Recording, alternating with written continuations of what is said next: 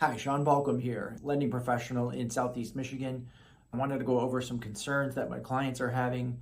High inflation, no inventory in the market, the interest rates are high. Doesn't it just seem like that means it's not a good time to buy a house? Well, not necessarily. So you've got some factors at play that we don't see going anywhere anytime soon.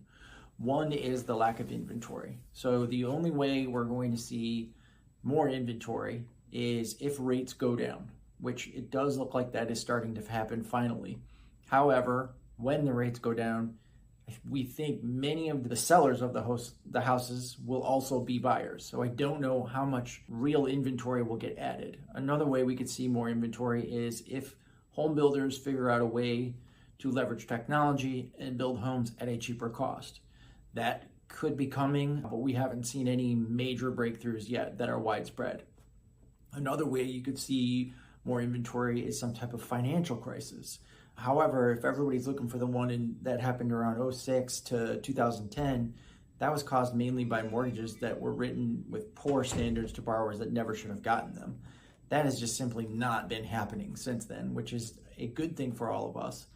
So we don't see anything like that. If you saw the jobs market implode and people couldn't pay their loans, that would definitely cause more inventory. Homeowners are sitting on a record amount of equity. So if people were to lose their jobs, I think most people would sell their homes. So that's the inventory picture, and it's different in each market. You need to talk to your professionals in your market.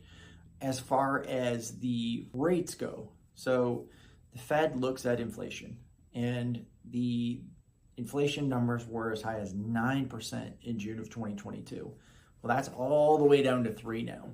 And although it seems when we go to the grocery store that everything is still so expensive and ridiculous, it hasn't been going up as much as it once was. It just hasn't gone down, and it probably won't. So as we see inflation continue to go down, we are already seeing after the last report last Thursday or Wednesday on CPI, Consumer Price Index, that's the metric the Fed watches, we already have seen mortgage rates go down. You do not need to wait for the Fed to cut rates. When the Fed sees the metrics it's looking for, the mortgage market usually reacts right away and we see interest rates go down.